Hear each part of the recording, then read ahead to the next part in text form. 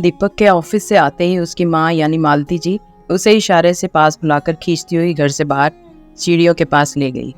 अरे माँ, बताओगे ऐसा क्या बात हुई कि आप घर में नहीं बात कर सकती और यहाँ बाहर ले आई? दीपक ने जल्लाहट में कहा। वो अंदर बहू है ना, मुझे कुछ बात करनी थी, वो वहाँ नहीं कर सकती थी, इसीलिए। ऐसी कौन सी बात है जो उसके सामने नहीं कर कह सकती? वो इस घर की सदस्य और मेरी धर्मपत्नी है माँ। कुछ बातें बाहर वाले कभी नहीं समझेंगे, आखिर दूसरे के घर की लड़की है वो। अब मैं रीमा से पूछ चुकी हूँ इस बारे में, नपा तुला जवाब दे चुकी है। वो तो अपनी गलती स्वीकारने से रही। ऐसा भी क्या कर दिया आप बताओ ज़रा। तुझे तो पता है 12 साल से घर का दुकान का अकाउंट वही देखती है।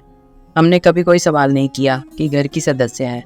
अब उसका मतलब क्या है कि उसमें कोई भी घोटाला करेगी? वो पैसों की हेराफेरी हुई है।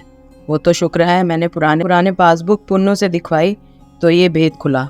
कई बार पैसे निकाले गए हैं, फिर कई बार जमा हुए हैं। जब मैंने बहू से पूछा तो बोली पुरानी बात है, इतना याद नहीं रहता।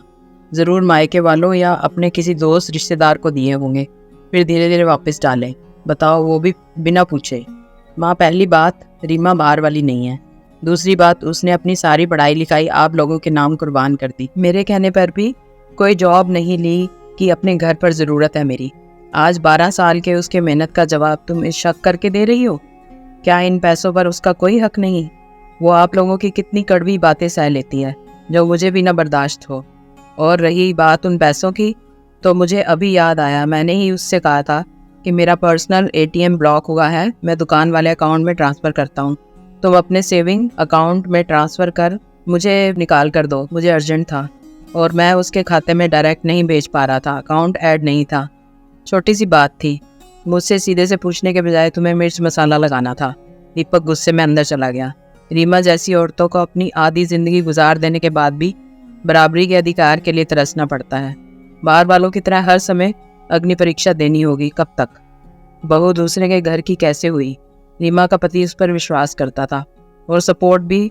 कई मामलों में औरतें अकेले पड़ जाती हैं खुद को साबित करते करते।